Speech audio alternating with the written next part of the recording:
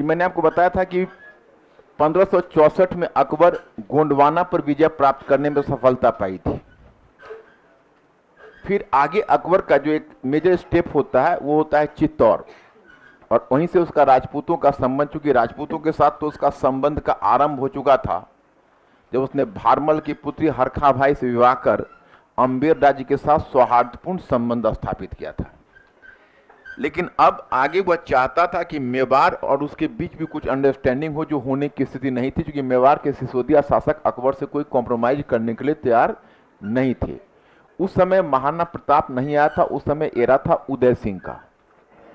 उदय सिंह ने अकबर के साथ कॉम्प्रोमाइज नहीं किया। अकबर का निशाना चित्तौड़ का किला था। चित्तौड़ का किला एशिया का सबसे बड़ा किला माना जाता है। तो चित्तौड़ के किले पर उसने पहले निशाना लिया और 1567 में उसने चित्तौड़ पर आक्रमण किया।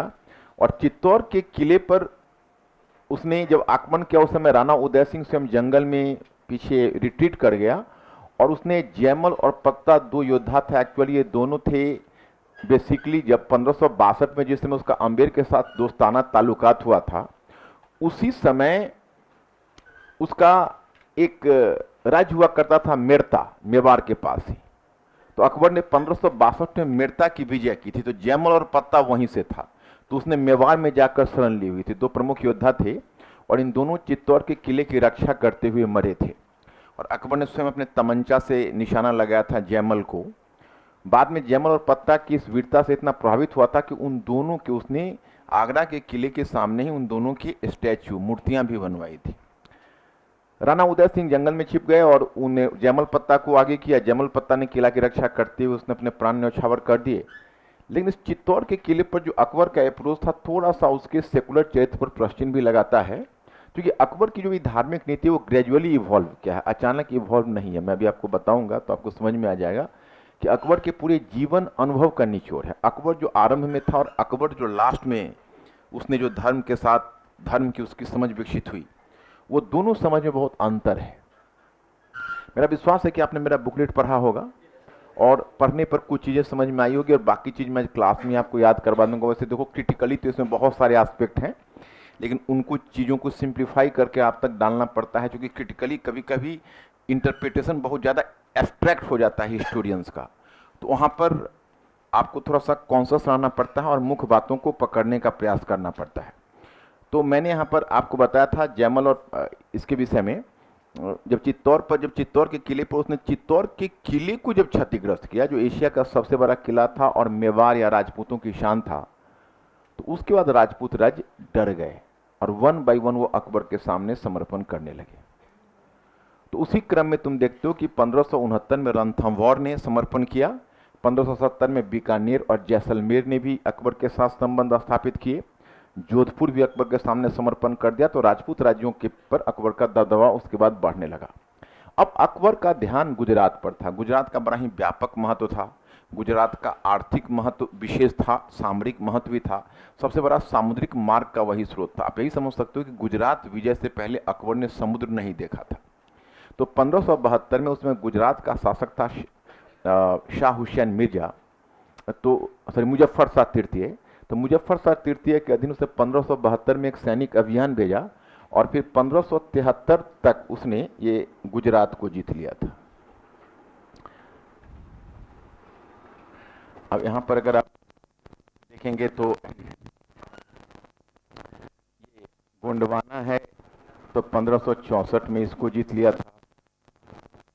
1572-73 में गुजरात विजय कर ली। गुजरात विजय के बाद फिर अकबर के सामने एक समस्या आई, और वह मुख्य रूप से समस्या एक समस्या आपने महाराणा प्रताप के साथ एक युद्ध के बारे में सुना होगा कि महाराणा उदय सिंह जब चित्तौड़ के किले को नष्ट किया, उसके बाद उदय सिंह ने अपनी राजधानी उदयपुर तभी बनाई थी। फिर चित्तौड़ के किले को अकबर ने क्षतिग्रस्त किया और किसी भी मेवाड़ के शासक को अनुमति नहीं थी कि चित्तौड़ की किलेबंदी करे। बाद में उसके उत्तराधिकारी महाराणा प्रताप के साथ जब अकबर की वार्ता चल रही थी, मान सिंह ने बीच में मध्यस्थता करने की भी कोशिश की थी। तो इसमें हिस्टोरियंस के अपने अलग अलग मत है, क्योंकि विशेषकर आप देखते हो कि जब ये जो नेशनलिस्ट हिस्टोरियंस हैं वो महाराणा प्रताप के संघर्ष को कहीं ना कहीं राष्ट्रवादी संघर्ष का भी नाम देने का प्रयास करते हैं। और इससे पहले जो अलीगढ़ स्कूल ऑफ हिस्टोग्राफी या मार्क्सिस्ट रही थी, तो उन्होंने इसको दूसरे रूप में व्याख्या की थी। जैसे सतीश चंद्रा ने कहा कि महाराणा प्रताप से जब अकबर की वार्ता चल रही थी तो दोनों के बीच एक समय ऐसा आया था कि समझौता की भी स्थिति आ गई थी, और अकबर ने महाराणा प्रताप के सम्मान में आगरा से कुछ चोगा और कुछ कपड़े ड्रेस भेजे थे, और महाराणा प्रताप ने उसे पहनकर अकबर को गुडविल जेस्चर भी दिखाया था कि हम आपके साथ संबंध बनाने में इच्छुक हैं। लेकिन उसके बाद वो बताते हैं यह जो दोनों के बीच का जो ये सौहार्दपूर्ण संबंध था वो अधिक समय तक नहीं चल पाया, और विशेषकर चित्तौड़ के किलेबंदी के मुद्दे पर यह वार्ता टूट गई। और इसीलिए 1576 में हल्दी घाटी का जो युद्ध हुआ है, तो हल्दी घाटी के युद्ध का कारण वही है। लेकिन हल्दी घाटी के युद्ध में महाराणा प्रताप पराजित हुआ। वैसे तो नेशनलिस्ट हिस्टोरियंस काफ़ी आइडियलाइज करते हैं, लेकिन महाराणा प्रताप की हैसियत महाराणा सांगा की तुलना में बहुत छोटी हो चुकी थी। बहुत सारा भूभाग तो पहले ही गंवा चुके थे वो, तो इसलिए उतना ताकतवर तो नहीं था, और उस युद्ध को बहुत गंभीरता से अकबर ने लिया भी नहीं था, क्योंकि उस युद्ध मैदान में अकबर स्वयं नहीं गया था, बल्कि वो अपने बेटे सलीम को नाम मात्र का भेजा था। और विशेष रूप से जो महाराजा वो जो राजा मान सिंह है उसने कमान संभाला था, लेकिन उसमें सलीम की हैसियत से उसका बेटा उसमें सलीम जहांगीर का नाम हुआ करता था, और वो उस युद्ध मैदान में था। तो इसलिए यूपी पीसीएस के इंटरव्यू में प्राय पूछ देते हैं कि चाहिए बताइए कि अकबर जो हल्दी घाटी के मैदान में जब महाराणा प्रताप के अगेंस्ट जब लड़ने गया था तो हाथी पर बैठकर गया था या घोड़े पर बैठ। तो वो बच्चों को इस तरह से फंसाने की कोशिश करता है, क्योंकि बच्चे का ध्यान हाथी घोड़े पर चला जाता है, ये पर जाता ही नहीं है कि अकबर उस युद्ध मैदान में नहीं था। वो कुछ उसी तरह की बात हुई कि अब होली के अवसर पर कुछ बच्चे विदाउट टिकट चढ़ गए ट्रेन पर। अब तो उनके पास कोई गुंजाइश ही नहीं थी, और तिल रखने की जगह नहीं थी ट्रेन में, बाहर बाहर तक लोग लटके हुए थे, और वो टिकट नहीं कटा पाए। बाद में उन्होंने बताया कि सर टीटी हमें पूछता, उससे पहले टीटी को हम लोग कहना शुरू कर दिए एक बर्थ हमें दे दीजिए, जो भी पैसा लीजिए मैं दे रहा हूँ। अब टीटी इतना इरिटेटेड था कि बर्थ की कोई गुंजाइश नहीं, मैं बर्थ कहाँ से दूँ। तो कहा कि नौबत ये आ गई कि टीटी हम लोग को देखकर भागने लगा, और जहाँ वो नज़र पड़ता था हम कहते थे बस 2 बर्थ, बस टीटी फिर उल्टी दिशा में भाग जाता था। तो क्योंकि वो मान के चल रहा था कि ये बच्चा बर्थ मांग रहा है तो टिकट तो इसके पास होगी ही, टिकट मांगने का कोई क्वेश्चन ही नहीं था। तो वही कुछ कुछ बात वो इंटरव्यू बोर्ड वाले करते हैं कि अकबर हाथी पर बैठ कर आया घोड़े पर, ताकि इस बात पर ध्यान न जाए कि अकबर आया ही नहीं था। तो बहुत लोग समझते हैं कि बादशाह घोड़े पर कैसे आ सकता है, हाथी पर आया होगा। उस युद्ध में महाराणा प्रताप हार गया था, लेकिन वो जंगल में रिट्रीट कर गया। उसकी तारीफ इसलिए होती है कि वो समर्पण नहीं किया, जो अपने आप में बहुत बड़ी बात थी। और लाइफ के बहुत सारे विसिच्यूड्स देखे, वो अपनी मातृभूमि के लिए, मेवाड़ के लिए जो उसने समर्पण दिखाया, और सबसे बड़ी चीज़ जो इंडोमिटेबल विल पावर दिखाया, क्योंकि वो चाहता तो अकबर के साथ समर्पण करके सबसे बड़ा मनसबदार का स्टेटस ले सकता था, लेकिन उस सुविधाओं को उसने त्यागा, इसलिए प्रशंसा का पात्र तो वह है। मातृभूमि के लिए ही सही, राजपूत वैलर के लिए ही सही, अपना फैमिली प्रेस्टीज के लिए ही सही, but he didn't surrender before Akbar, so that is praiseworthy and commendable. We can not, you can say undermine his role in history. लेकिन फिर नेशनलिस्ट कह देना थोड़ा ज़्यादा होगा, क्योंकि पूरा मेवाड़ के संदर्भ में, पूरा राजस्थान के संदर्भ में भी वो कहाँ सोच रहा था वो अपने। लेकिन अब उसमें फिर दूसरा पंगा आ जाता है। दोनों तभी ह्यूमैनिटीज में हो, ज़्यादा जर्क नहीं देता हूँ, क्योंकि मैं मानता हूँ कि ये भी समय के साथ समझ विकसित होती है। कुछ समझ जब तुम रिवाइज करोगे, जैसे जो बच्चे क्लास फिनिश करके जब ऑफिस में आते हैं तो बोलते हैं सर अब रिवाइज किए तो बहुत सारी चीज़ें अब सर इनसाइट खुल रहा है। तो जब तुम लोग सेकंड टाइम रिवाइज करोगे जब हिस्ट्री के बाद, तो उसी कॉपी में आपको नई नई बातें मिलेगी।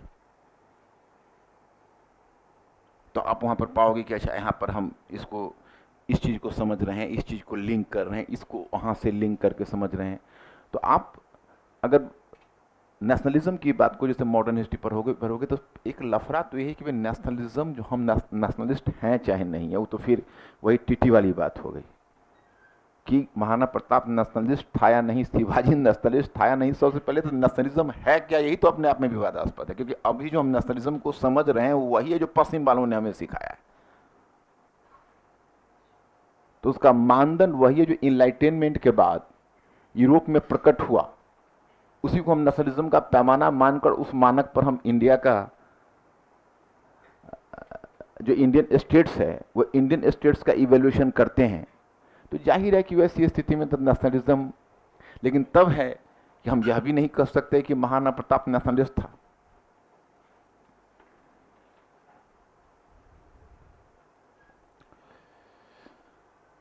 तो आप लोग बनी वाले मुस्कुरा रहे हैं कि जो लेट कमर्स हैं, किसी को मैं टोकता हूं, किसी को नहीं टोकता हूं। एक्चुअली मैं आप लोगों का मन का भाव तार गया। इनफैक्ट वो जो about this girl, the problem is she is coming from very late, मैंने एक दिल्ली की एक छोर तुम समझ सकते हो, और उसमें भी बहुत मैनेज करके आना मुश्किल है। सो इन द बिगिनिंग में ही ये बात हो गई, वहाँ से आना, नजफगढ़ से आना, दैट इज़ मैंने समझ सकते हो 2.5 घंटे का बस की रनिंग है, आना ही एक इतना स्ट्रगल करके पढ़ना ही अपने आप में बहुत बड़ी चीज़। So that must be encourage. और उनके साथ जो महानुभाव थे, तब उनको हम नहीं बोल रहे थे तो इनको क्या बोलते ना था, उनको टोक देते जितना लेट आए थे। तो यही सब चक्कर है, बहुत चीज़ों को देखना पड़ता है। आप ये मत समझना कि मेरी नज़र से कुछ भी छूटता है। कुछ चीज़ें ऐसी है जो हम आप लोगों के साथ शेयर नहीं करते हैं कि मेरी नज़र से छूटता नहीं है कौन कहाँ है, कौन कैसा लिख रहा है, कौन कैसा पढ़ रहा है, कौन सीरियस है, कौन नहीं सीरियस है, किसका परफॉर्मेंस कैसा हो रहा है, सब मेरी नज़र पर है।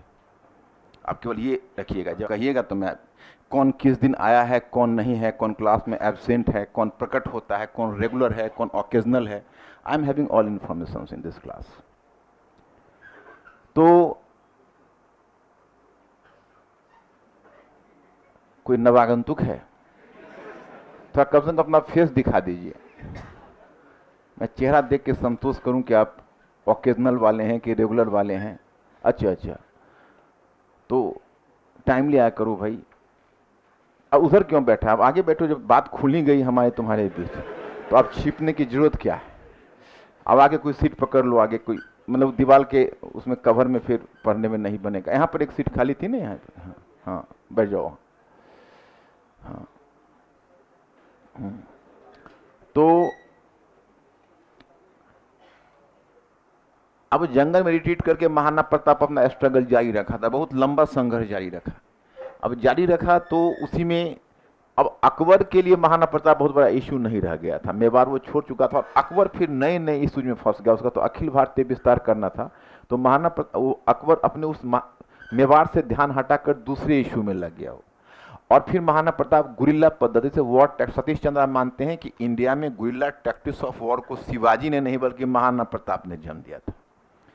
क्योंकि गुरिल्ला टैक्टिक्स से उसने फिर कंकर करना शुरू किया, तो फिर एक एक भाग वो धीरे धीरे जीतता रहा और अपना मेवाड़ के भूभाग पर कब्जा करता रहा। इस तरह से उसने प्रक्रिया जारी रखी और अकबर ने 1585 के बाद कोई सैनिक अभियान भेजा भी नहीं, मतलब ही नेग्लेक्टेड द रीजन। तो महाराणा प्रताप ने फिर चित्तौड़ तक तो नहीं पहुंच पाया, लेकिन बाकी क्षेत्रों पर महाराणा प्रताप ने कब्जा कर लिया।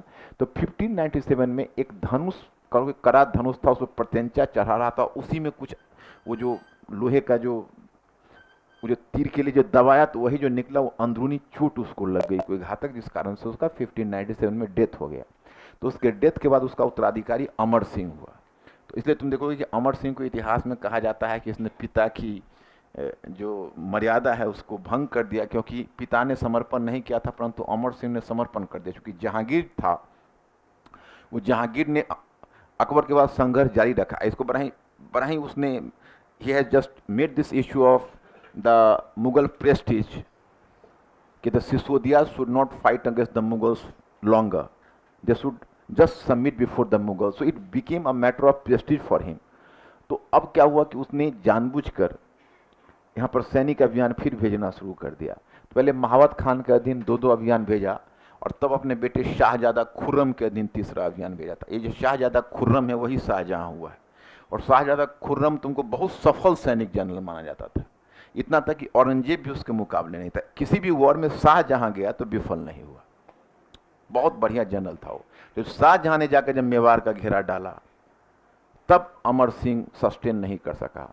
तो अमर सिंह ने 1613 में, मतलब तो अभी हाँ 1613 में, क्योंकि 1597 महाराणा प्रताप का डेथ हुआ तो 16 ईयर्स वो भी संघर्ष जारी रखा था। ऐसा नहीं कि तुरंत समर्पण करता, 16 ईयर्स सस्टेन किया, फिर 1613 में तब उसने समर्पण कर दिया। लेकिन पिता का संघर्ष देखा था अपने दिनों का, तो उसने जहांगीर के सामने एक शर्त रखी, कहा कि लेकिन व्यक्तिगत तौर पर मुझे सेवा से मुक्त किया जाए। तो उसने जो शर्त रखी कि व्यक्तिगत तौर पर सेवा से मुक्त रखा जाए, तो जहांगीर ने इसका सम्मान किया और उसने कहा कि व्यक्तिगत तौर पर मैं दरबार में नहीं जाऊंगा, व्यक्तिगत तौर पर मैं दरबार में नहीं जाऊंगा और व्यक्तिगत तौर पर सेवा से मुक्त किया जाए। तो व्यक्तिगत तौर पर उसे उसने सेवा से मुक्त रखा और उसके बदले कर्ण सिंह गया था मुगल दरबार में और उसे पंच हजारी मनसबदार का दर्जा मिला था। अभी मनसबदारी, पंच हजारी ये सब आपको समझ में नहीं आएगा, मनसबदारी व्यवस्था में आपको समझाऊंगा तो ये बातें क्लियर हो जाएगी। तो ये तो मेवाड़ का हुआ। उसी समय ये जो बंगाल है, बंगाल पर एक अफगान दाऊद खान गवर्नर था, अफगान गवर्नर, उसका कब्जा था। तो उसके विरुद्ध अकबर ने दिल्ली से सीधे आगरा से मानसिंह को भेजा। तो मानसिंह ने 1500 मानसिंह ने मुनीम खान ने दाऊद खान को पराजित करके 1574-76 तक बंगाल पर कब्जा कर लिया। तो गुजरात 1572-73, 1574-76 बंगाल, धीरे धीरे साम्राज्य का विस्तार हो रहा है। उसके बाद अकबर अब और आगे देखता, लेकिन 1579-80 में, या कह सकते हो 1579 से 81 तक, लगभग 1.5-2 वर्ष के समय में अकबर के विरुद्ध भयंकर विद्रोह हुआ। और ये विद्रोह कौन कर रहे थे? तो विद्रोह कर रहे थे अमीर और कुछ उलेमा। अमीर को कष्ट था अकबर के द्वारा जो हुलिया और दाग की पद्धति जो लागू की गई थी कि भाई अपनी सैनिक दक्षता को बनाए रखिए। और वो लोग तो जानते हो कि सेना में घोड़े को लेकर और बाकी चीज़ों को लेकर घपले करते थे। तो इसलिए जब ये शर्त अकबर ने रखी तो उन लोगों के ऊपर दबाव पड़ा, तो अमीर असंतुष्ट थे और अमीरों ने विद्रोह किया। उलेमाओं ने क्यों विद्रोह किया था? अकबर ने जो उदार धार्मिक नीति अपनाई उससे कुछ उलेमाओं को, जो कंजर्वेटिव उलेमा था, उनको कष्ट था, तो उन्होंने भी उन अमीरों को सपोर्ट कर दिया। और वही समय है कि ये जो तुम देख रहे हो, एक काबुल का एक तरह से गवर्नर था, मुफ्ती था, मुफ्ती उसमें सूबादार हो गया था, काबुल का सूबादार था, उसका नाम था मिर्जा हाकिम। वो अकबर का ही अपना ही सौतेला भाई था मिर्जा हाकिम। वो काबुल का सूबेदार था। तो उसको विद्रोही अमीरों और उलेमाओं ने इनवाइट कर दिया कि आप आके ताज ग्रहण कर लो और गद्दी प्राप्त कर लो। तो वहां से मिर्जा हाकिम आगरा के लिए प्रस्थान कर गया था। तो अकबर ने भारमल के पुत्र भगवान दास और मानसिंह को इसका रास्ता रोकने के लिए भेजा और अकबर स्वयं विद्रोह दबाने के लिए विभिन्न क्षेत्रों में दौड़ा। 1.5 वर्ष अकबर को इस विद्रोह को दबाने में लगे, लेकिन 1581 तक उसने इस विद्रोह को दबा दिया। उस समय वो मिर्जा हाकिम का पीछा करता हुआ अकबर आगरा से काबुल गया था, लेकिन मिर्जा हाकिम काबुल से भी भाग गया था। उस समय अकबर ने काबुल नहीं छीना, बल्कि उसकी एक बहन थी, क्योंकि मिर्जा हाकिम की बहन थी तो उसकी भी बहन हुई, उसका नाम था जानी अख्तर, उसी को काबुल सुपुर्द करके चला आया। जो अकबर की उदारता का परिचय है कि एक महिला को भी वो काबुल सुपुर्द करके आ गया, उसको उसमें टच नहीं किया। और 1585 में अत्यधिक शराब पीने से जब मिर्जा हाकिम का डेथ हो गया, तब अकबर ने इसका फायदा, तब अकबर ने काबुल की तरफ कूच करके 1585 में अकबर ने काबुल पर कब्जा कर लिया। इधर 1586 में अकबर ने यूसुफ शाह को पराजित करके कश्मीर पर कब्जा कर लिया। सल्तनत काल में कभी कश्मीर पर कब्जा नहीं हुआ था। एक क्वेश्चन तुम लोगों को सल्तनत वाले में मैंने मल्टीपल चॉइस पूछा था, ये किसके अंतर्गत कश्मीर रहा था? किसी को क्रेडिट तो नहीं दिया ना, अलाउद्दीन खिलजी, मोहम्मद, तुम लोग, फिरोज शाह, तुम लोग कुछ बोल नहीं पा रहे हो, लगता है क्वेश्चन नहीं ध्यान कर रहे हो। कश्मीर निम्नलिखित में किस सुल्तान के अंतर्गत था? ऐसा करके मैंने पूछा था ना, किसी सुल्तान का नाम नहीं कबूला ना। सल्तनत काल में कश्मीर पार्ट हुआ ही नहीं था। सबसे पहले अकबर ने कश्मीर को लाया, क्योंकि कश्मीर में जो 1320 में एक मंगोल आक्रमणकारी दलूचा का आक्रमण हुआ था, वहीं से मुस्लिम शासन की स्थापना हुई थी। मुस्लिम शासन बिल्कुल ही इंडिपेंडेंट रहा था। वहां जैनुल आबिदीन वगैरह जो था वो सब इंडिपेंडेंट था, आगरा के नियंत्रण में, दिल्ली के नियंत्रण में नहीं था। उससे पहले उसका भाई सिकंदर शाह था, फिर जैनुल आबिदीन हुआ था उसका छोटा भाई। और जो जैनुल आबिदीन था वो कितना योग्य था आपने देखा ही, उसको कश्मीर का अकबर कहा जाता है। अकबर से पहले ही वो कश्मीर में उदार नीति अपनाई थी, जजिया टैक्स हटाना, उसने गोकुशी पर भी पाबंदी लगाई थी, गो हत्या पर भी, हिंदू मंदिरों को रिस्टोर किया था उसने, बहुत बड़े बड़े काम जैनुल आबिदीन ने किए थे।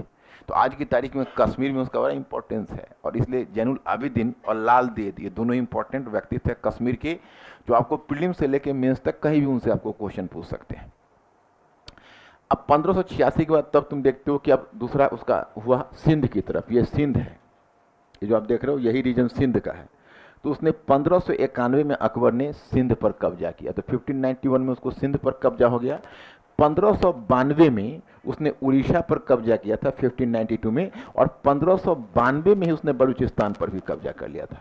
और अब बात रह गई कांधार की। तो कांधार एक ऐसा एरिया था जो आपको मैंने पहले ही बताया है कि वो दिल्ली के सुल्तान, सॉरी, कांधार एक ऐसा एरिया था जो उत्तर भारत का कोई भी राज्य या कोई भी मेडिवल एम्पायर और इधर ईरान का साम्राज्य यानी मुगल साम्राज्य ईरान के साम्राज्य के बीच सामान्यतः मित्रता थी, लेकिन सफावी और मुगल्स के बीच एक ही मतभेद का बिंदु था, वो था कांधार। क्योंकि सफावी भी उस पर कंट्रोल करना चाहते थे। आपको याद है कि जब हुमायूं को शाह तहमास प्रथम ने सहायता की थी तो हुमायूं से उम्मीद की थी कि वो कांधार का किला समर्पित कर दे, और हुमायूं ने किया भी था। अब अभी कांधार पर सफावी साम्राज्य का कब्जा था, तो उस समय उसका कांधार का सूबादार हुआ करता था, गवर्नर हुआ करता था, उसका नाम था शाह हुसैन मिर्जा। तो अकबर ने शाह हुसैन मिर्जा को ही अपनी तरफ मिला लिया और शाह हुसैन मिर्जा पूरा कांधार लेके उसके पक्ष में डिफेक्ट कर गया। ये घटना 1595 की है। तो अकबर ने 1595 में कांधार पर भी कब्जा कर लिया। इधर आप देख रहे हो, ये जो राज्य देख रहे हो, ये क्षेत्र जो देख रहे हो हिंदुकुश पर्वत है। तो हिंदुकुश पर्वत में क्या था, ये जो ये पूरा क्षेत्र देख रहे हो, यहीं पर मुख्य रूप से अफगान लोग रहते थे। और इससे ऊपर मैंने आपको बताया था कि उज्बेक साम्राज्य था, पुराने मुगल का साम्राज्य हुआ करता था। तो उसमें सैवानी खान उज्बेक के बारे में तो पहले ही बता चुका हूँ। और सैवानी खान उज्बेक का पुत्र था अब्दुल्ला खान उज्बेक। तो अब्दुल्ला खान उज्बेक बड़ा ही कर सकते हो कि डिस्टेबिलाइजिंग और डिस्टर्बिंग एलिमेंट्स था। तो अब्दुल्ला खान उज्बेक ने क्या किया कि आसपास में जो भी मुगल प्रिंसिपलिटीज थे, चूंकि अकबर और यहाँ मुगलों की एक शाखा तो हिंदुस्तान में आ गई थी, लेकिन बाकी इनके भाई बिरादर तो राज्यों के रूप में वहाँ पर स्थापित थे, उन सबको जीत लिया अब्दुल्ला खान उज्बेक ने। और तब अब्दुल्ला खान उज्बेक हिंदुकुश पर्वतमाला पार कर ऐसे दक्षिण आया। जब दक्षिण आया तो अकबर बहुत सावधान हो गया। अकबर को लगा कि डिस्टेबलाइजिंग एलिमेंट से जरूर उत्तर पश्चिम में प्रॉब्लम क्रिएट करेगा। और अब्दुल्ला खान उज्बेक की जो शॉर्ट स्ट्रेटेजी थी वो ये थी कि यहाँ जो आसपास रहने वाले अफगान्स हैं, उन अफगान्स को भड़का दो मुगलों के अगेंस्ट में। तो अकबर को डर हुआ, तो अकबर यहां पर अकबर 1586 में अकबर आ गया अटक में। दो शब्द है, अटक और कटक। कटक उड़ीसा है और अटक पेशावर के पास है। पेशावर से दूर है, मैंने पेशावर उससे भी उत्तर पश्चिम में है, लेकिन वो सिंधु नदी के पास है अटक। तो सिंधु नदी के पास अटक आ गया और 12 वर्ष तक अकबर अटक में रहा अपनी राजधानी लेकर, केवल अब्दुल्ला खान उज्बेक के मूवमेंट पर नजर रखने के लिए। और जब 1598 में अब्दुल्ला खान उज्बेक का डेथ हुआ तभी अकबर अटक से हटा। 12 वर्ष तक उसने अटक में प्रतीक्षा की थी। अब यहां से मैं तुमको अकबर के डेक्कन पॉलिसी की तरफ ले चलता हूं। अब डेक्कन में आप देख चुके हो, पीछे सल्तनत का अवशेष के रूप में यहां पर आपने देखा कि बहमनी साम्राज्य तो टूट चुका है, याद है, पहले 5 में फिर 3 हो गए। तो ये आपको ध्यान होगा, ये अहमदनगर है, ये गोलकुंडा है और ये बीजापुर है। और इसके इधर जो कृष्णा नदी के दक्षिण ये जो देख रहे हो, ये विजयनगर के छोटे छोटे नायक राज्य है। क्या विजयनगर का अवशेष है, कुछ खास आश्वासन नहीं है, दिमाग में क्लियर है तस्वीर। अब अकबर का ध्यान दक्षिण के, हाँ एक और राज्य में छोड़ दिया, इसी जो अहमदनगर का राज्य है, बीजापुर गोलकुंडा है, इसी बीच में यहाँ पर असीरगढ़ का भी एक राज्य, सॉरी ये राज्य खानदेश का राज्य था। खानदेश, अहमदनगर, गोलकुंडा, बीजापुर। खानदेश बाद में उदित हुआ था, लेकिन खानदेश का राज्य था अहमदनगर, गोलकुंडा और बीजापुर, ये 4 राज्य थे। उसके नीचे पीछे फिर हिंदू राज्य था।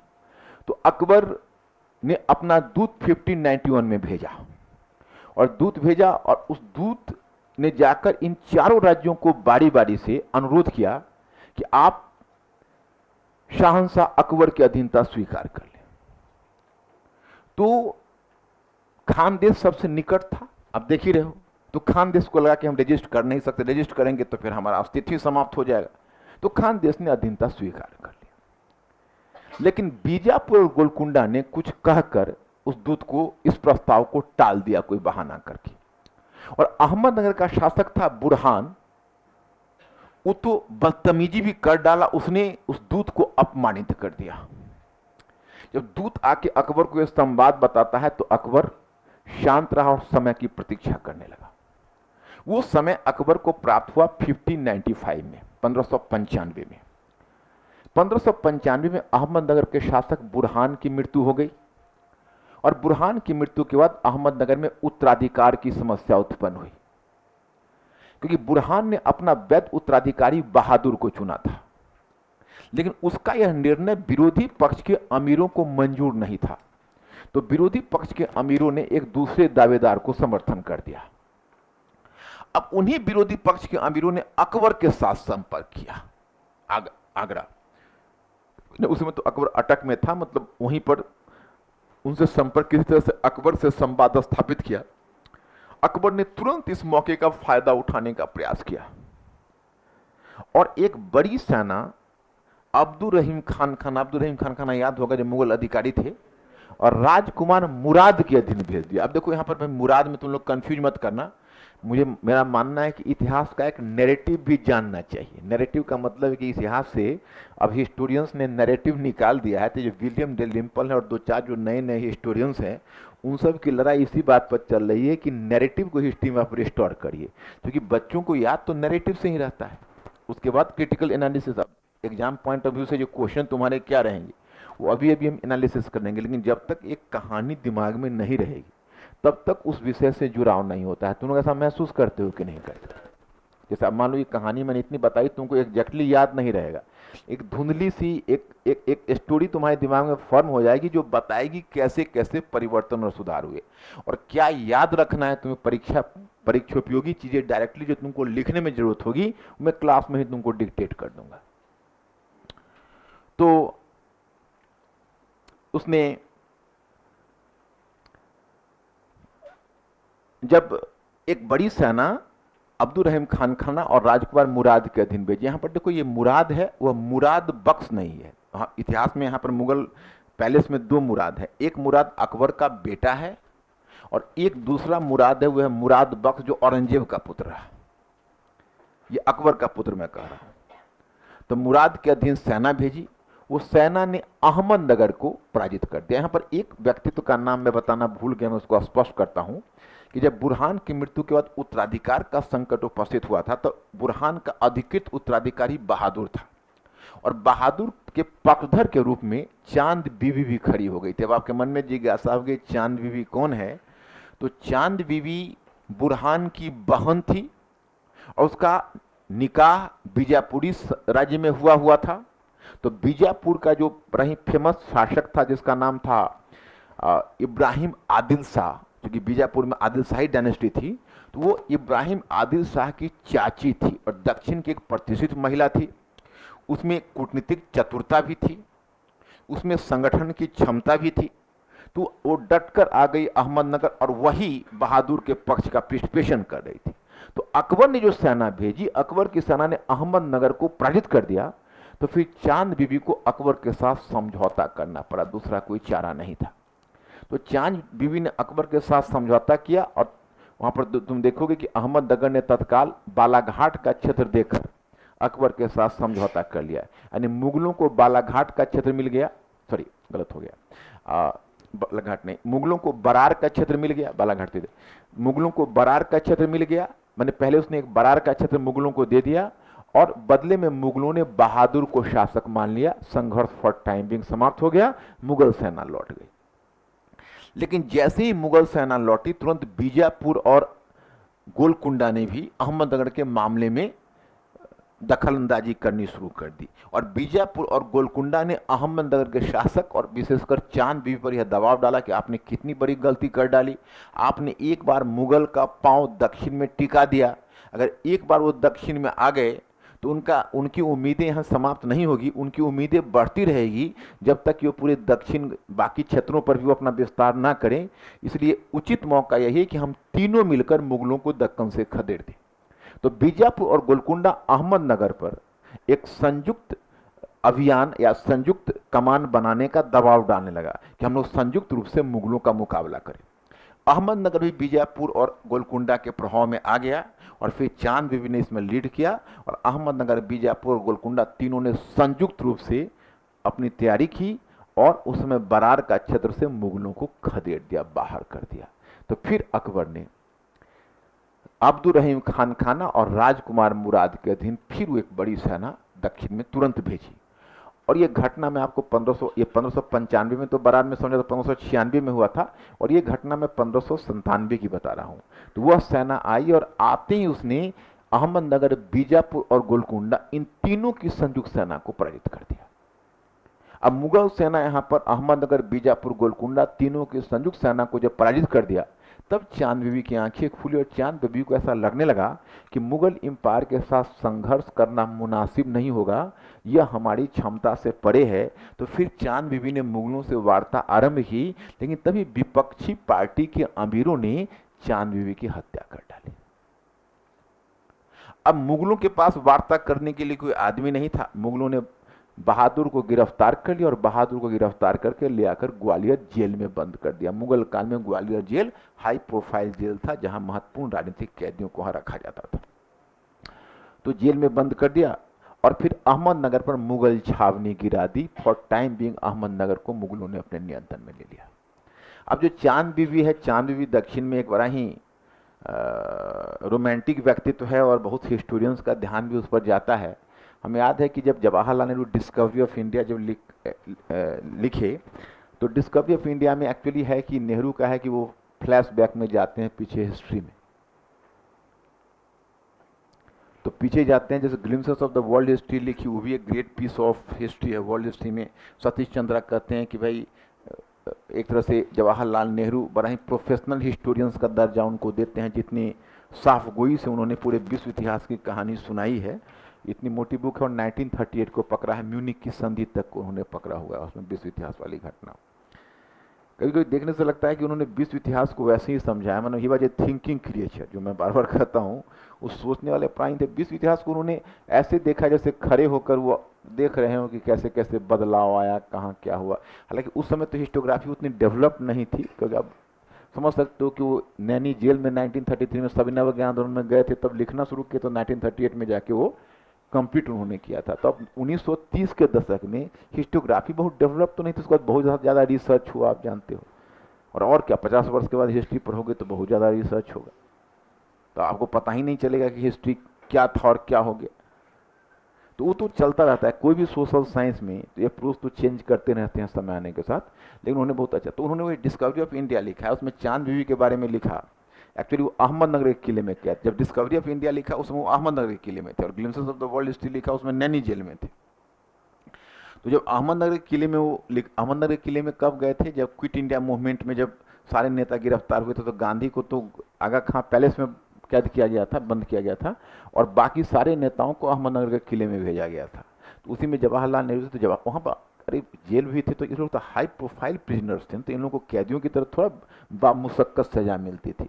इनको तो हर फैसिलिटीज पढ़ने लिखने सबकी दी जाती थी, इंटरटेनमेंट की फैसिलिटी दी जाती थी। तो उसी में इन्होंने गार्डनिंग का इनको शौक था। नेहरू को कई तरह के शौक भी थे, बड़े शौकीन आदमी हुआ करते थे। तो वो उनको गार्डनिंग का भी शौक था, पौधे लगाना, पानी पटाना, ये करना वो करना। तो उसी में वो खुरपी, समझते हो, तो वो खुरपी से जमीन कोड़ते थे और वहाँ पौधे लगाते थे। वही खुरपी से जमीन कोड़ रहे थे। तो आप जानते हो कि पेनिनसुलर इंडिया की मुख्य लेटराइट मिट्टी है, और तो मतलब जल्दी वो कटती ही नहीं है। तो वही खुरपी बार बार लगाते थे, नहीं कटता था। तो वही फ्लैशबैक में चले गए डिस्कवरी इंडिया में कि कटेगी कैसे, कोई साधारण भूमि नहीं है, चांद बीबी की भूमि है, जिसने अकबर के सामने भी सिर नहीं झुकाया। तो चले गए फ्लैशबैक में, और वहाँ पर जाकर पूरा चांद बीबी, अकबर, मुगल, ये सारे रिलेशंस को वहाँ पर वो डिस्कवरी ऑफ इंडिया में डील करते हैं। तो अब अकबर ने छावनी गिरा दी, लेकिन अकबर ने को ये लग रहा था कि हमको अहमदनगर पर नियंत्रण लंबे समय तक नहीं रखना है। और अकबर का एक पुत्र दानियाल था, अकबर का पुत्र दानियाल भी था, उसका पुत्र मुराद भी था, और सलीम था। लेकिन डेथ तक केवल सलीम बचा था, सब उसके लाइफ टाइम में ही मर गया था। तो इस सलीम में भी तुम जानते हो कि उसको शराब पीने का बैड रेपुटेशन था जहांगीर को, लेकिन उसके बाकी भाई जो थे उससे भी ज्यादा थे। तो सबका डेथ अकबर के लाइफ टाइम में ही हो गया था। तो पहले यूपीपीसीएस, अब तो यूपीपीसीएस को कुछ सुधारा है क्वेश्चन वगैरह के स्टैंडर्ड को। पहले क्वेश्चन यूपीपीसीएस में पेट क्वेश्चन हुआ करता था कि अकबर का कौन सा बेटा था जिसका अत्यधिक शराब पीने के कारण डेथ हो गया, उसमें एक चॉइस दानियाल दिया रहता था। यूपीपीसीएस का यही प्रीलिम्स हुआ करता था। अब तो खैर बहुत सुधारा और यूपीएससी के पैटर्न पर ढाल रहा है, that is a very good sign. तो आप वहां पर देखते हो कि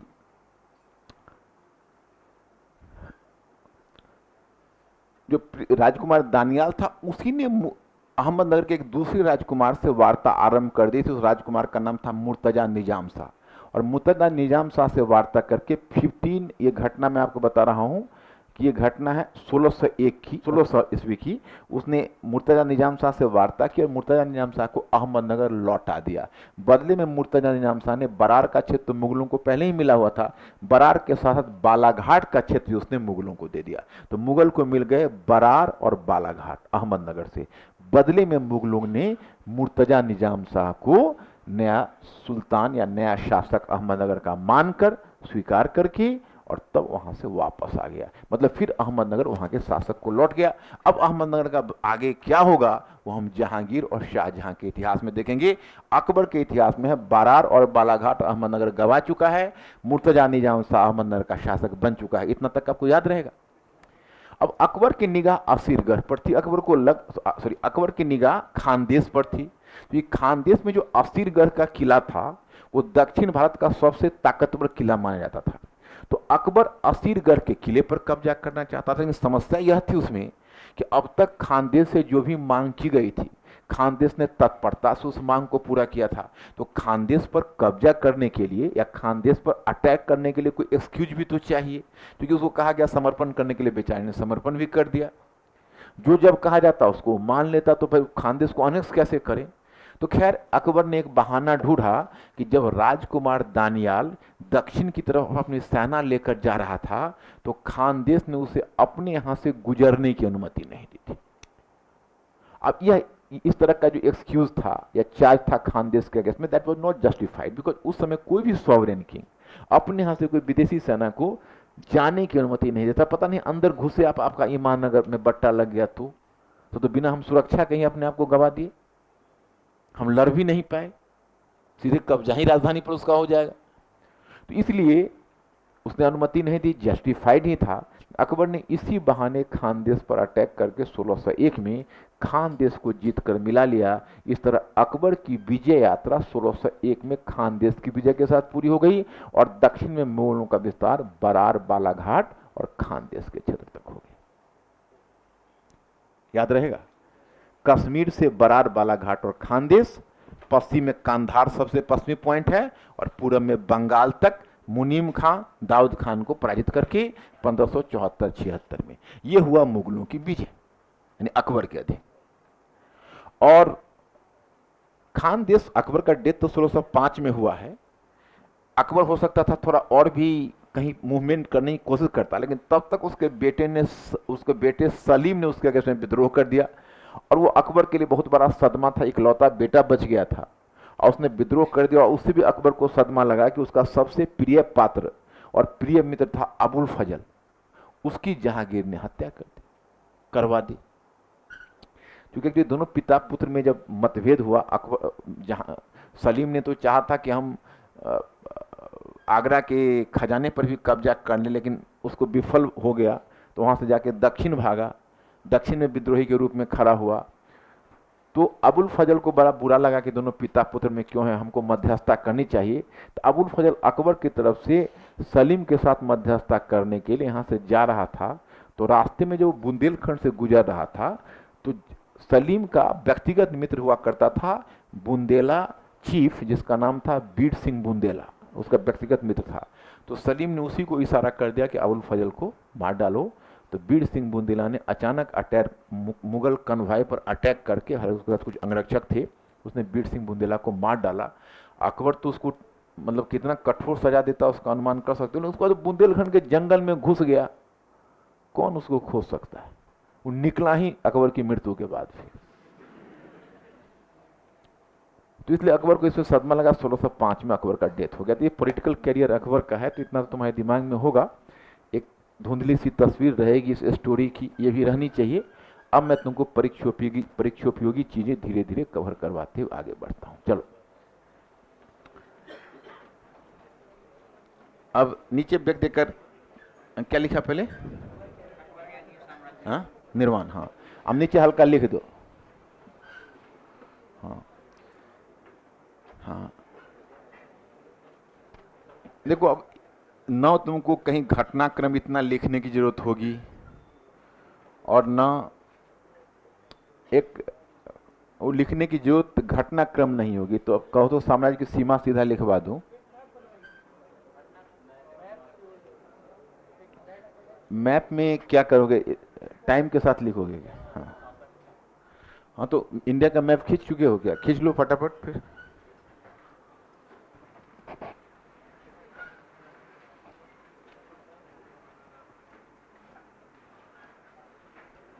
एक टेंटेटिव, जो कि मैप भी जो तुम्हारा बनेगा वो टेढ़ा मेढ़ा ही बनेगा, तो एक टेंटेटिव एरिया ही तुम ले पाओगे, कंप्लीट एरिया नहीं ले पाओगे। अब ये मुझे तो बहुत, देखो मैं तुमको लिखवा देता हूँ नीचे जगह का नाम, तुम अपना मैप बना के तुम अपना भर लेना वो जगह, हमको बेकार समय नष्ट मत करो, नीचे ब्रेक करो। हाँ लिखिएगा। हाँ हम्म, हाँ हाँ हाँ लिखिएगा, अकबर के अधीन सैन्य, हाँ अकबर के अधीन सैन्य विजय एवं विस्तार। अकबर के अधीन सैन्य विजय एवं विस्तार।